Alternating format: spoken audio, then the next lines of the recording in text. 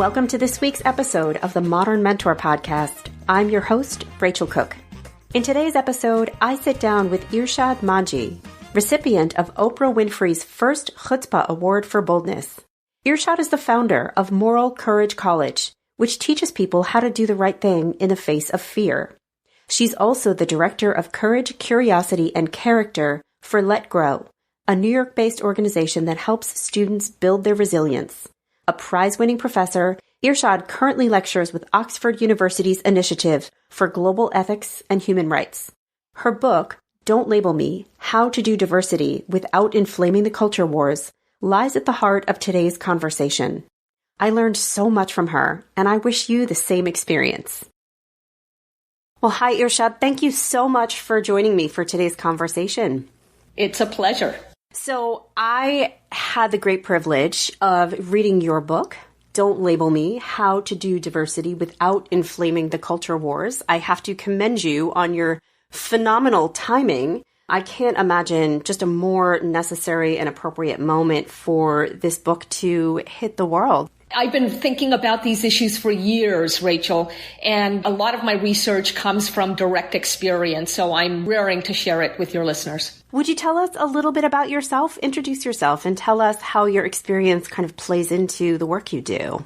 Well, I've been referred to as the poster child of multiculturalism. I don't like labels, so I will contradict myself now and give you some of the labels that have been attached to me. Woman, queer, Muslim, person of color, immigrant or migrant, refugee, and so forth. And by the way, all of those labels are factual. They are all true. The issue that I have with labels is that they come with baggage, any label, that then makes people assume that they already know something about you that may not be true. Labels stop us from engaging one another and really find out each other's backstories. And I think at a time like ours, so polarized, highly emotional, and rife with noise, the way to cut through all that clutter is to slow ourselves down and actually speak with one another, not with gotcha questions as if everything has to be a debate, but with sincere questions, because we're all pretty damn interesting if we only gave each other a chance to be heard. I love the way that you said that, and I think it's incredibly important because I think there are a lot of people out there who want to be having those conversations, but they have a lot of anxiety around what's okay to say and what's not okay to say and ask. And so I would love to delve into that with you and get a bit of your advice. But before we do that, there's one thing that I need to ask you about this idea of labels, because Sure. What I hear you saying, correct me if I'm wrong, is that labels can kind of be limiting. They can put us into boxes. They can push us to make assumptions. And yet there is this thing that you say in your book, and I hope I captured this right, but if I've got it correctly, a shoe's a freaking shoe, regardless of any other function it may serve. We need to name things to get on with life. And I thought that that was so funny and so true, because the reality is labels may be problematic, but they do also serve a purpose. And I'm so curious about how you think about that. Yes, you are so right. Labels do serve a purpose. A table is a table, except when it's not. If I sleep on the table, it becomes a bed. I could carry something in a shoe, and it becomes, what we might otherwise call a bag. Now, I don't want to get too clever here, okay? I recognize we need to name things in order to get on with life. Here's the key to remember, though. People are not things. Things are static. They stay the same. People, actually all creatures, all sentient beings, not just people, are constantly evolving. Whether you see it or not, we are evolving spiritually. We are moving in, in whatever space we have. We don't stand still. And that is why it is doubly important to recognize that unlike things, unlike a table, unlike a cup, unlike a shoe, people are far more complicated. and deserve a lot more respect for that complexity than we normally give ourselves the time to show. Beautifully said. And that was really helpful. I want to ask you about this idea of having these honest conversations. I know, speaking for myself, so I am a member of Generation X, and I feel like I was raised in an era, and I am, for anybody who hasn't seen a photo of me, I am a white woman. I feel like I was raised in an era, a child of the 80s and 90s where we were told to be colorblind, right? And to sort of look away from colors. We don't see color, we just see the person. And I feel like that conversation is changing now, right? And I am part of a community of people who was raised in that generation, but now I'm raising my own kids.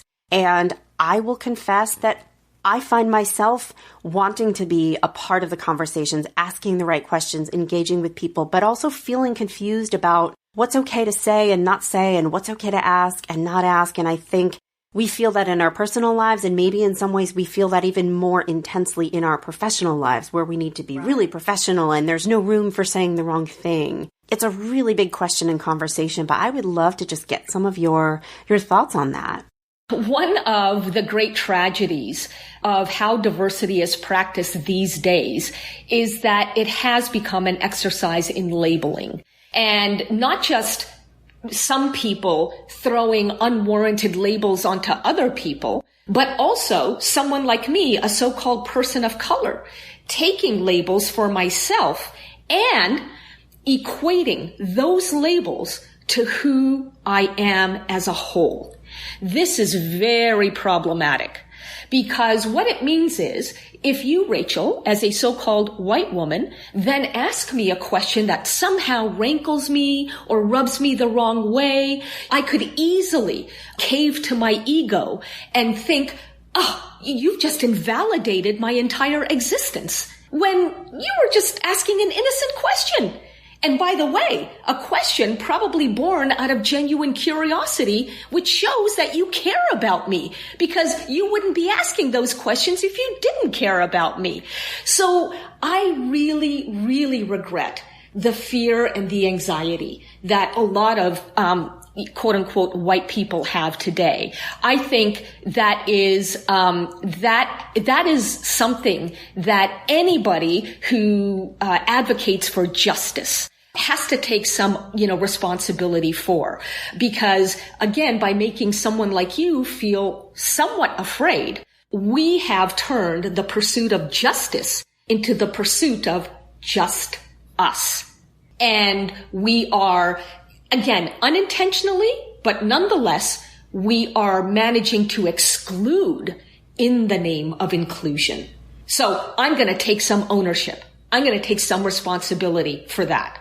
Which is why I needed to write this book, Rachel, because in the book, I am equipping all kinds of readers, regardless of their background and regardless of their labels. I'm equipping readers with the skills to start and sustain tough conversations. And so at the back of the book, I've got a key set of steps that each of us can take. And they are steps as simple as, if you feel offended by something that somebody else has said, slow yourself down. Instead of automatically reacting, take a breath. Because when you breathe, you are slow jamming your brain, which is a good thing. It means that you don't give the brain the opportunity to rush to judgment. And you're slowing down the blood rush in your body, which in turn means that you can actually think and not just emote. And that is something so deceptively simple that each of us can do. And yet it is very, very effective. And why should we care to do something like that? Because if you want a conversation to be successful, and define that as you will. For example, if you want to be heard, the ironclad law of human psychology is that you must first be willing to hear. If you're not willing to hear someone else, they have no obligation to hear you as well. So there's enlightened self-interest here in taking some of these steps and applying them both to your personal life and, as you so rightly point out, very much to your professional life too. You know, there's one more quote, and I promise this is the last one I'm going to pull out of your book, but you say this thing, here's the contentious bit. A lot of people who think of themselves as marginalized actually wield power, and a lot of the time they're unconscious that they're wielding it. As a result, power is exercised poorly, even destructively. I think this gets at what you're talking about right now. Can I just add to that, Rachel, because I really want listeners to appreciate where I'm coming from. You just told me and your listeners that, yeah, there's that little, sort of voice in your gut, in your tummy that says, oh, don't offend anybody. After all, you're wanting to connect with people, not to alienate them, right? Especially in this, again, very, emotional and historical moment that we're all living through. What you've just said in telling me this is that, Irshad, as a person of color, you have the power to approve of me. And when it comes to conversations about race, about identity, about diversity, that is exactly right. I know that some listeners of color may cringe at me speaking this inconvenient truth. But the fact of the matter is that in many aspects of life today, we who were once historically discriminated against have more power than a lot of white people do. Yet, because we keep being told that we are powerless, we don't recognize the power that we have.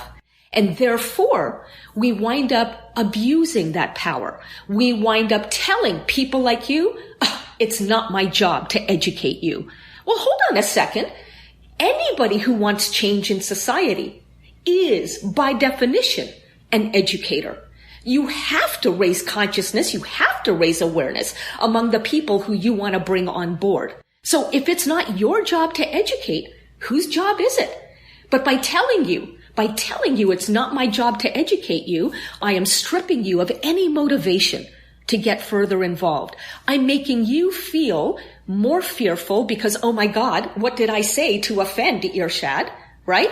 And frankly, in some cases, not in your case, I know, but in some cases, I'm alienating people who will then walk away and decide, well, if this is how I'm going to be treated in a so-called just society, then screw justice. I'm going to the other side. And I say in my book, I back it up with research, that this is what has happened with a lot of young white men who have joined the so-called alt-right, the extreme right wing that often advocates for white nationalism. So remember how we as justice seekers and as the so-called good guys, how we engage other people influences where our society goes. There was something very liberating in everything that you just said. I feel myself breathing a little bit more easily. What I took away from that is a sense of permission to ask questions and be thoughtful about them, but also not be afraid to ask them and start the conversation. That's right. And by the way, Rachel, I have to say, I hear from a lot of my fellow women of color in particular, but Irshad, I am so tired. I am so tired of having to address the same questions of people coming to me whenever there's, something about race in the news. I'm tired of having the same conversation over and over again. And what I say to such people is, I hear you. I really do, because in a previous part of my life, I went around the world advocating for reform in my faith of Islam. Those were what my previous books were about. And talk about having the same conversation and hearing the same accusations and having to take up the same questions over and over again. And what I realized, Rachel, was that if I was tired, I needed to give myself the permission to say, you know what? It's my hour off, or it's my day off, or even it's my week off. I hope you understand that I just need to take a break, but when I've got more energy, maybe we can come back to it. Notice in saying that, I'm not berating you for having questions and for coming to me with those questions. I'm also not relying on you to give me the permission to step back and just take my own breather. I'm giving myself the permission. And I am being honest with you about how I'm feeling, but I'm doing it in a way that doesn't erase the motivation you have to keep learning. So again, there are ways, and I show in the book how we can address what we need and what we're, frustrated by without taking it out on others who are genuinely motivated to become our friends, our allies, our supporters.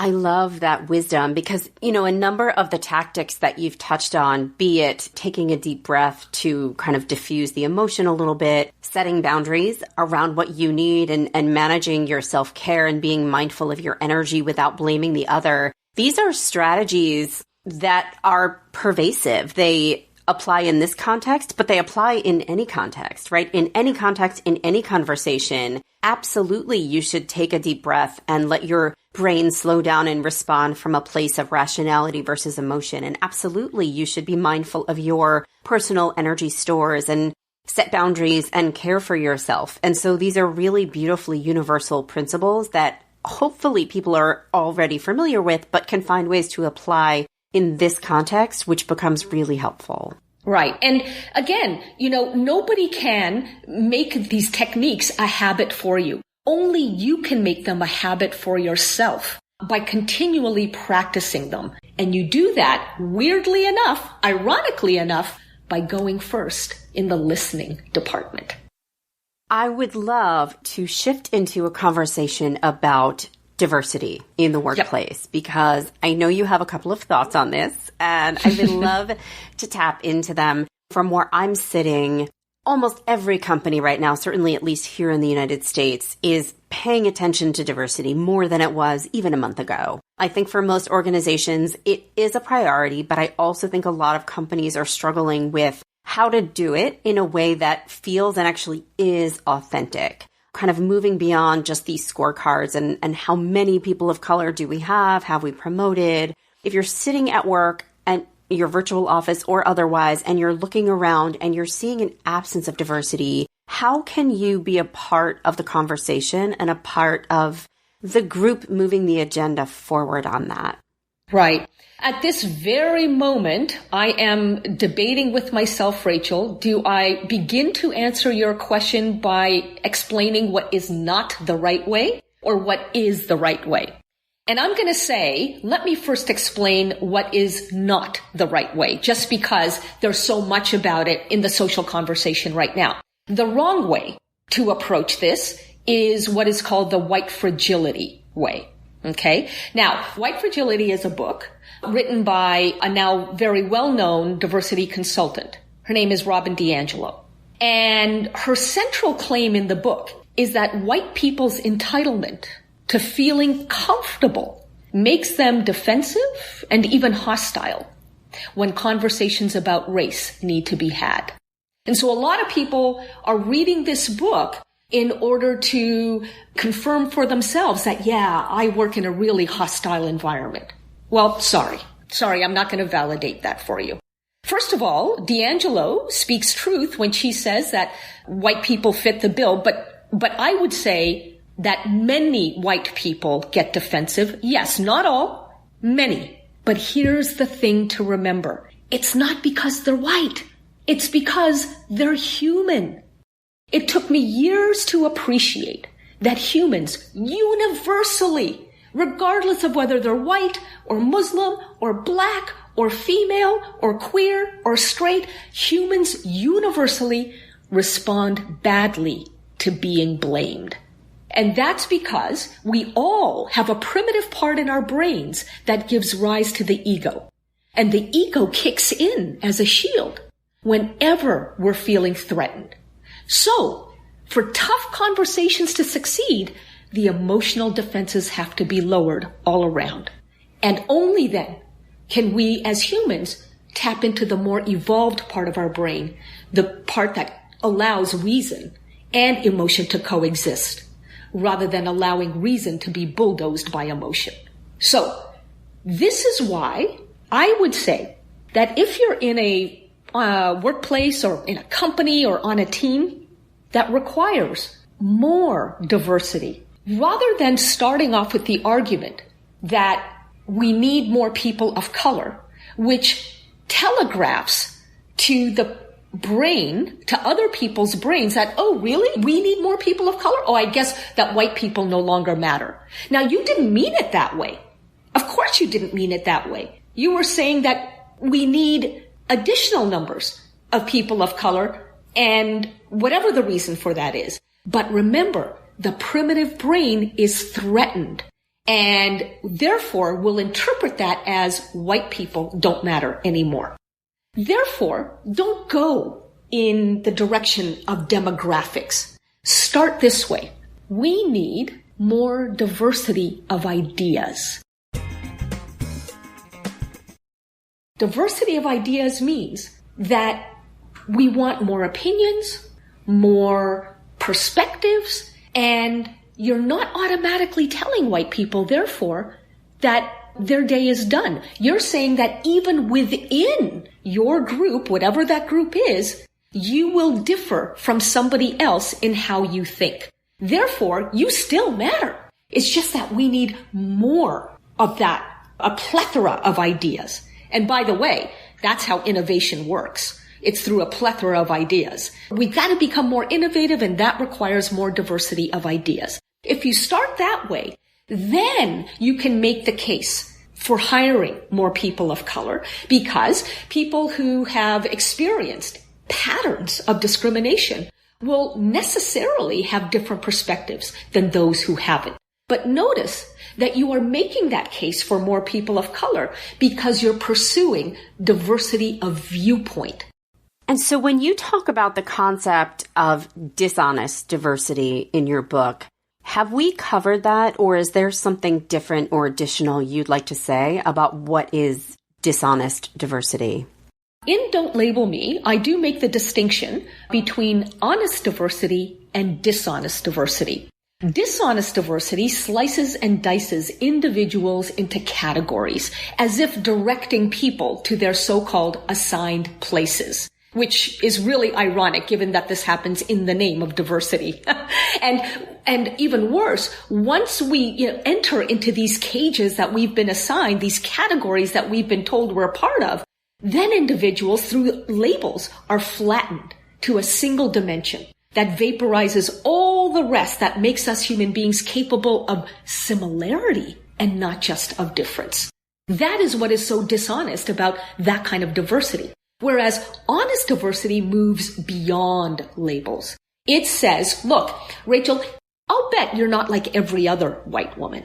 I'll bet you have some of your own ideas, some of your own perspectives. I'll bet that you have individuality as much as you're a member of any given community. And I want to respect you for that individuality. So let's hear, some of your ideas about how we could be doing better at the company or how this project could be managed better. I want to hear your ideas. That treats you as something other than a mascot of the so-called tribe that, people plunk you into. And that is what makes this kind of diversity honest. It's really about wholeness. It's about integrity. Yeah, and it's interesting because as I listen to how you characterize that, I do a lot of thinking around the idea of diversity and inclusion as a concept. And I feel like here in the US anyway, diversity and inclusion almost in my mind has become one word, like one long word with an ampersand in the middle. Whereas I tend to think about them as separate or different but very related concepts. And I do a lot of work around inclusion separate from diversity. And the way that I talk to executives around that is that diversity for me is largely about representation. Inclusion is much more about what I hear you describing, which is now we have a breadth of different people with different backgrounds and different ideas sitting around the table. So what practices are we going to use to harness the power of all of that? Right. And I think that in my experience, and I'm curious if this is what you feel like you're seeing, companies are stopping at representation. We hit our metrics, we hit our quotas, check the box, let's not change our behavior. And I feel like that's what I hear you advocating for. Yes, exactly right. And so, the way I tend to put it is that, diversity is about counting the people in the room. Inclusion is about making every person in the room count. And that includes the so-called white straight guy. What I find that it happens in many companies is that they hire, they sort of showcase the team with different skin colors and different genders and ages and backgrounds, and then they leave it at that. And the problem with leaving it at that is, as you've rightly pointed out, that if people aren't engaged for their ideas, then all of this is merely cosmetic. And they're frankly being used for their labels rather than, really tapped as professionals and as individuals, right? I do want to say something more about this, Rachel, that from your vantage point, maybe you haven't thought about, but that I need to say, which is that among the reasons a lot of people of color do not express themselves fully in the workplace, it doesn't just have to do with whether the bosses want to hear from them or not. It also has to do with their fear of ticking off fellow people of color by saying something that doesn't jive with the consensus of that affinity group. In other words, there is, among a lot of people of color in the workplace, a pressure to toe the line, to complain that this isn't right or that we need to be doing something else in order to keep status among other people of color in this workplace. It becomes an us against them thing. And nobody deliberately creates that environment. But whenever we are in a polarized culture, the question that so-called minorities are always asking themselves is, can I afford to be seen as part of the other group?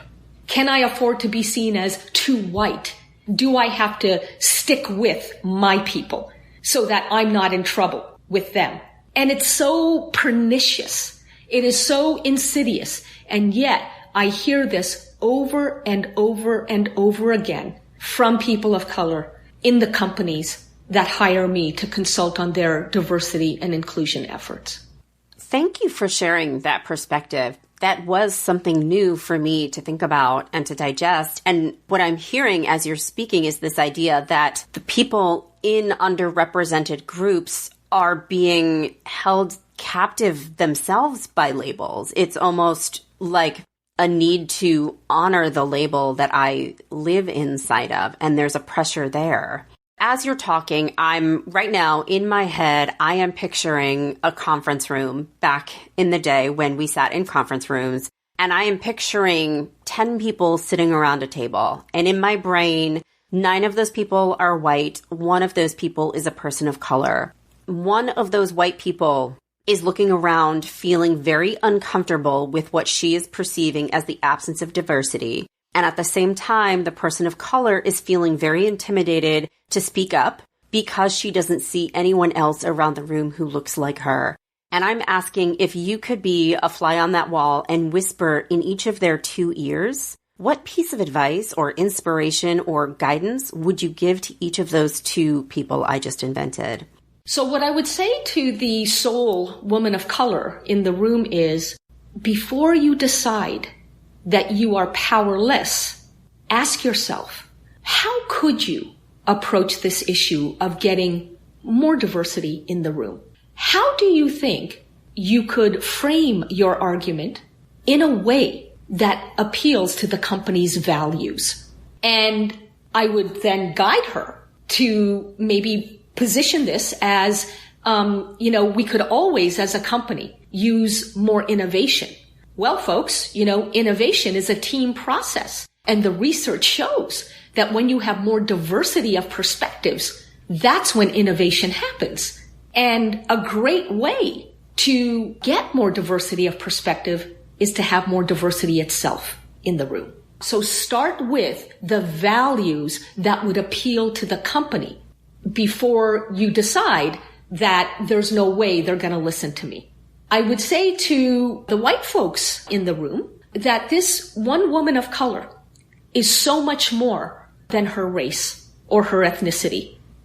She is what I call in the book a multifaceted plural. She is more than meets the eye, and she may very well have ideas that can boost the bottom line of this company.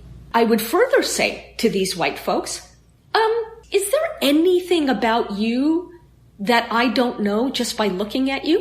Well, of course. Everybody has something about them, and often many things about them that I wouldn't know just by dint of seeing what their skin color is. So I would ask them to tell me, what is it about you that I don't know just because you're white?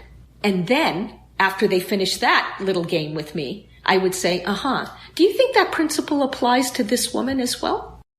At the next staff meeting, have everybody do one exercise on Zoom or WebEx or whatever video conference platform you use. And that is, what is it about you that you want us to know, but that we wouldn't know just by your skin color? Either people can say something or they can put it in the chat section.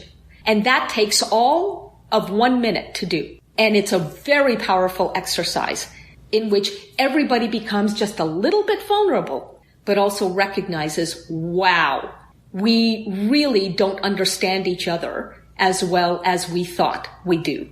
So let's, develop deeper relationships, with one another and really build the trust that then allows us to become a team, and ultimately a team that can bring more people in, different people in, for the sake of innovation. That is a lovely idea.